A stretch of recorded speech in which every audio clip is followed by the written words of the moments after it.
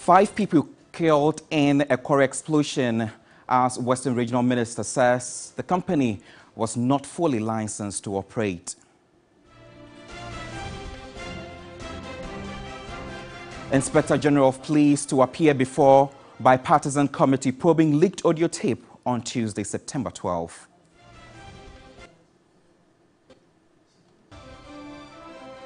In Ghana, approximately 1,500 lives are lost to suicide each year, according to the Ghana Psychological Association, while 700,000 lives are lost annually in the World Health Organization's report. The distressing pandemic we will be looking at this morning. And a while later on the international front, search continues for missing persons following Morocco's deadliest earthquake in more than 6 decades. We have details of these and other stories coming your way this morning. You should stay with us. We begin the bulletin from here. The Inspector General of Police, Dr. George Kofu-Dankwarre, will take his stand before the bipartisan committee probing the leaked audio tape on Tuesday, September 12. The IGP's testimony is largely expected to be taken in camera. A report by my colleague Dumenza. Concluded the first part of its public hearings on Monday, the 4th of September. They reclined to review a new tape they had acquired. In that period, the Police Council interdicted the 3 officers who had appeared before the committee. The council later suspended the interdiction. I'm very glad that the police service realized that what they attempted to put out, that people who were testifying in a parliamentary inquiry should be interdicted. It was unfortunate because at the end of the day, somebody might even say that it tantamounts to evidence gagging and intimidating and blackmailing witnesses. The committee, after reviewing the content of the new tape acquired, has decided to re-examine all 4 witnesses. Samuel Atachi also indicated that the committee will reconvene on Tuesday, September 12. Calling all the witnesses who've come before us, Chibugri Nabu, Superintendent Nasari, Commissioner Mensah, and then we also want to bring along Inspector General of Police. It's going to be in camera because we are now delving deep into the evidence, and some of the evidence might have national security implication. Most of the things we are going to do now will be in camera, unless it's obvious that it has no national security implication and therefore it could be aired. The allegations against the IGP, as has been said, should be substantiated. If you pay regard to and what was going on, they were not substantiated. And we believe that if there are very grave allegations against the IGP, they should be substantiated in camera. Meanwhile, security analyst Adib Sani has expressed his support for the parliamentary committee's decision to invite the Inspector General of Police to testify. However, he suggests that the evidence should be taken during a public hearing. He contends that both the witness and the committee possesses the necessary experience to safeguard sensitive security information during the proceedings. It is fair that he is also brought before the committee to tell us his side of the story. But what I would have thought is for him to appear on hybrid basis. Because a lot of the things said against him were in public, it is only fair that he's heard in public and other issues that doesn't have to go out be heard in camera. But for us to constrict it all to in camera, I think is not good enough, and it defeats that spirit of transparency which the committee has been working with from day one. He's a security professional. He knows what is supposed to be in public and what is not supposed to be in public. And we can follow cues from the others who have appeared. There were some questions that were asked, and the respondent retorted that he would prefer if it is heard in camera.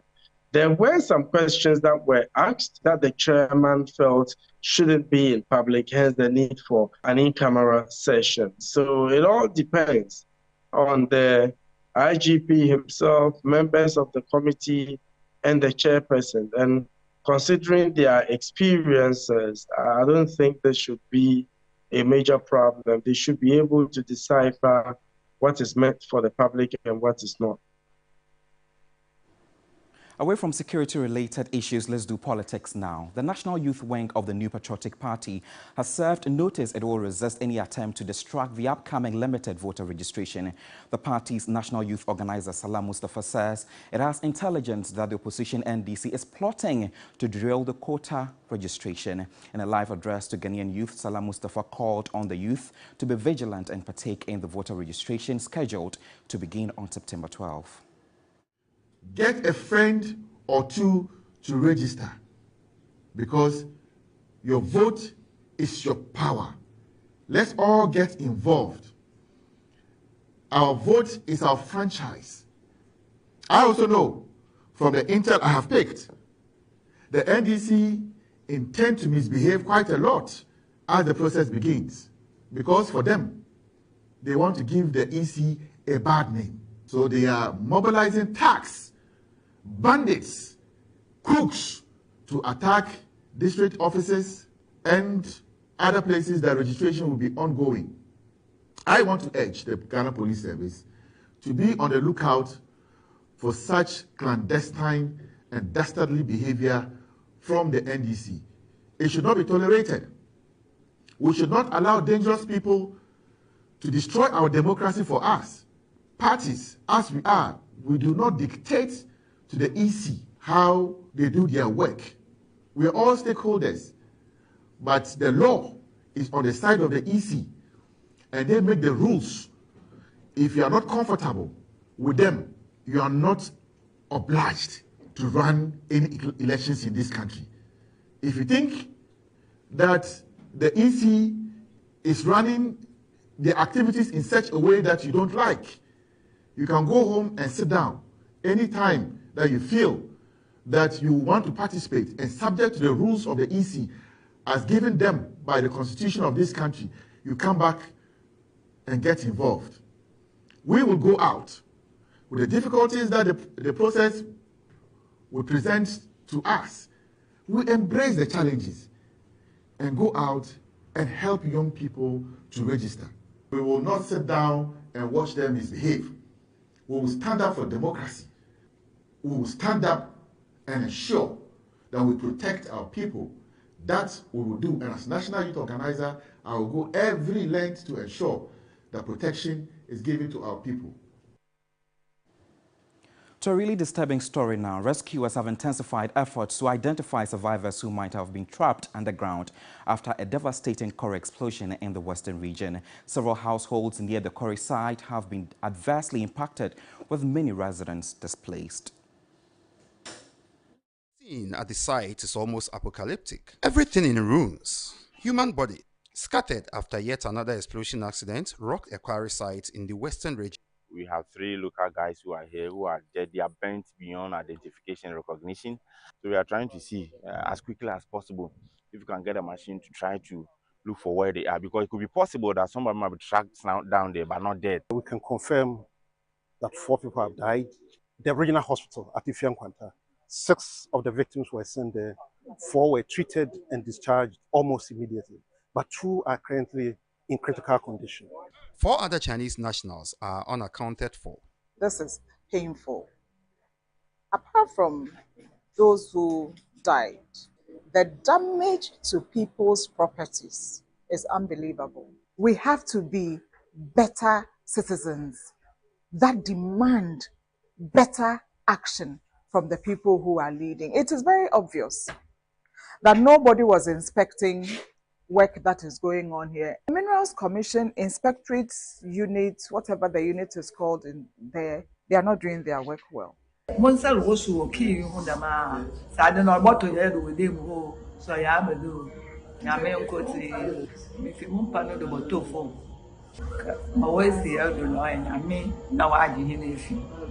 explosion has been happening regularly. And several times we hear the explosion and the building itself shakes.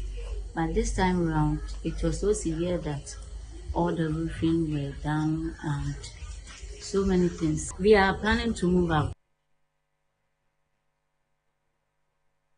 Questions are being raised about the supervision and granting regime 4 licenses. Western Regional Minister Kwabena Okyere-Darko-Mensah has told journalists that the company at the center of the explosion is not fully licensed to operate per his checks with the Minerals Commission.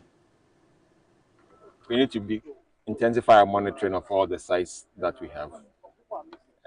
The other one was like gold, but this one is a quarry. Irrespective of that, they are all mining sites, and we need to look at our safety critically. My information is that the Minerals Commission has not gone through all the process with them. So now that we are doing an investigation, we should be able to catch up with the owners of the mine and then go forward, investigate, and see exactly what is happening already. We are aware that 4 people have died, and then another 4 are injured. 2 or 3 of them are in critical condition. 1 is better, but the other 2 is very critical, and 1 has been discharged. We have to send our heartfelt condolences to the family of all those who have lost their lives because of this incident. But I strongly believe that we need to intensify our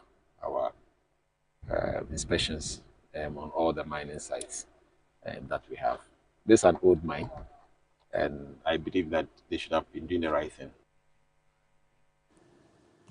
We will definitely be updating you with new developments from the Western region subsequently. Yesterday, September 10, was World Suicide Prevention Day. In Ghana, approximately 1,500 lives are lost to suicide each year, according to the Ghana Psychological Association, a distressing pandemic where more than 98% of cases are linked to underlying mental illnesses, particularly depressive disorders. While Ghana's strides in mental health care are commendable, global statistics reveal a sobering reality.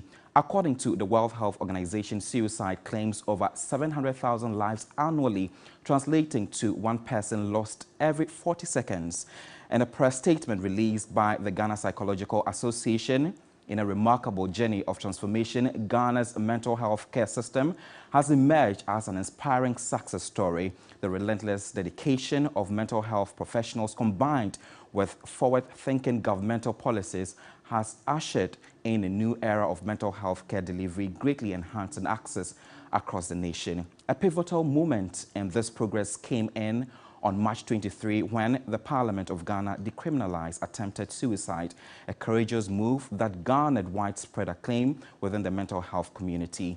This legislative change marked a significant step towards improving mental health care, overturning a long-standing law dating back in the Criminal Offences Act of 1960. The 2023 theme, Creating Hope Through Action, reflects the collective mission of improve and quality of life and mental well-being of citizens. You're still watching the morning news here on TV3 with me, Godwin Asideba. We have been getting some reactions on the back of this from the camp of the Ghana Psychological Association. The president, Collins Bedu, has been speaking. Let's take a listen. Faced with a lot of problems, from pornography to betting to sexual violence to high levels of unemployment. And given the economic condition, the youth and adults alike are going through a lot of traumatic experiences. And I strongly suggest at the JHS and senior high school level, we introduce psychological studies, mental health.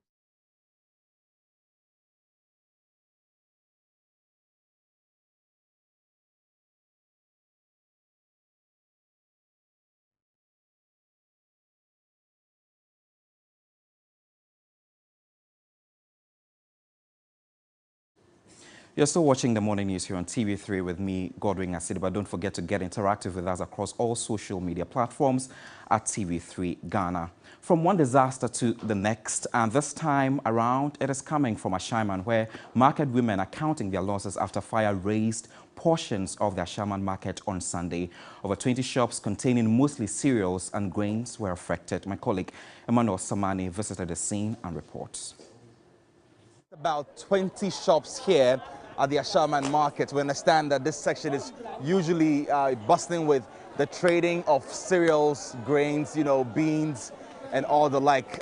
Traders here tell me that they received a call about midnight today, September 10, that their shops were on fire And so they rushed here to see if they can salvage the situation. Unfortunately, personnel from the Ghana National Fire Service and the police prevented them from coming in, and they tell me that they've lost everything. I was home when we got the call the market is on fire. I came with my child, but unfortunately we weren't let in. So we had to return in the morning before we went in. Everything was destroyed when we got back. Everything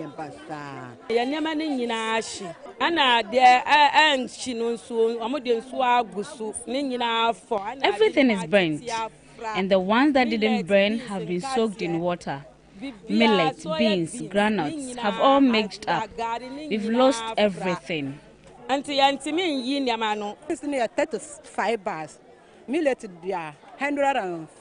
Almost 200 bags of assorted cereals and grains.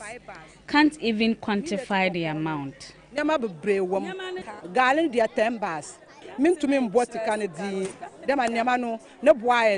cause of the fire is yet to be ascertained, but traders here tell me that they believe or suspect that the cause of the fire might have emanated from an electrical fault.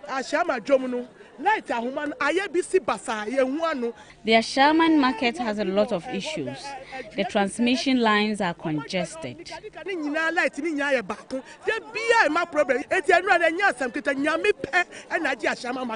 They're also calling on government to come to their aid as they've lost everything. Government should come to our aid. We take loans for our businesses. Adeba has been held by the WIM Traditional Council in honor of Media Generals Pakwesi Asare for winning the 2023 BBC Komla Dumo Journalist Award. As a loving son of WIM, the leadership of the community honored Pakwesi Asare to serve as motivation to the rest of the indigents, especially the young ones. The 36-year-old is the 8th recipient of the prestigious award and the first to come from Ghana. He has worked tirelessly to bring the more nuanced African narrative to the world, representing a confident, savvy and entrepreneurial side of Africa. Pakwesi Asare encouraged young people to study and work hard to achieve their dreams.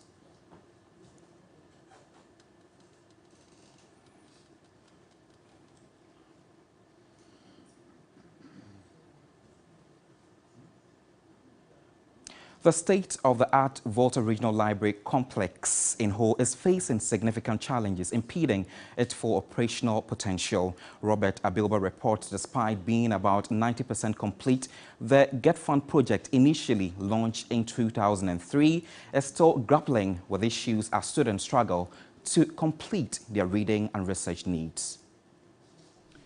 The Volta Regional Library Complex was expected to be completed in 2005. Construction, however, faced setbacks. Work came to a halt, resumed in 2014 and paused again in 2016 due to financial constraint. Therefore, while Blocks A and B are partially operational, Blocks C, D, E and F remain locked and deteriorating. But to open up the entire library, we know that we will need the support of the community. It is the ownership of the library that is important. Every library must be owned by the community, and the community must by itself invest more into the library. Because the library is not just a place for reading. It's a cultural center, it's a community place, it's a community center. Even for the aged, you can come and host your meetings and things. The temporary reading rooms in Blocks A and B can only accommodate 30 readers, despite a potential capacity of 150. When fully completed, the library complex will feature lecture halls, conference rooms, display spaces for authors, an ICT center, a cafeteria, administration offices, and storage facilities, among others. So we only want the community to just to own the library. Let the community, as of the state, the rule of law, let them see the library as their property and assets. The struggles of the regional library prompted some districts to establish well-equipped libraries with community support. One of such is at Agoti Mezwepe, run by the Silver Youth Club, a local organization. The way forward is to make sure the library is put into use, judicious use. We want to make sure everybody that passes through here gets something to go out with. The hope remains that these efforts will contribute to a brighter future for learning and knowledge sharing. Let's do international news now. The search for the missing after Morocco's deadliest earthquake in more than 6 decades is continuing in remote villages. The death toll climbed from 2,122 with 2,421 people injured. The damage done in Morocco's cultural heritage became more evident as local media reported the collapse of a historically important 12th century mosque. The quake also damaged part of Marrakesh Old City, a UNESCO World Heritage Site. Many people are spending a third night in the open after the 6.8 magnitude earthquake hit late on Friday. Relief workers are facing challenges reaching the worst-affected villages in the High Atlas, a rugged mountain range where settlements are often remote and where many houses crumbled.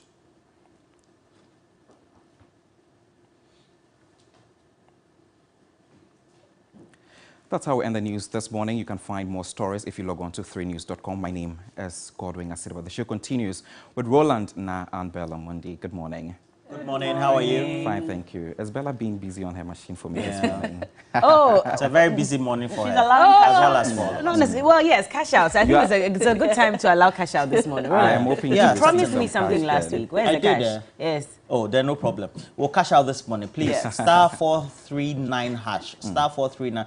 Today, my win is on Bella. No, it's for Bella. It's for Bella. So you're going to be collecting and giving to her, or you're going to win for her? Actually, I'll be part of all the winners. And then you take a percentage. No, he still hasn't said it. Are you giving the money to me, or yes, you're keeping it? Oh. So we're discussing money while Godwin stands there wondering why he is not being promised any. Godwin. Oh, don't worry, we'll share with you. Well, I'm actually hoping to receive some. Yeah. No, you the way you shadow everybody. You don't need money. Promised me a number of One times, of the biggest problems so. a young man can have is looking like he has a lot of money. But he does look like he has a lot of money. When you look like you have a lot of money, we don't have you in a contemplation. We are discussing sharing money. Well, let me not say it because I actually have nothing. Oh no! Hey, Godwin, early morning you have nothing with your three-piece suit and you have nothing. Don't say How? It's packaging. It's I like that you've admitted it because I'm sure you're going to get a text message this morning and say, "Uncle, I saw you looking really dapper this morning. Can I?"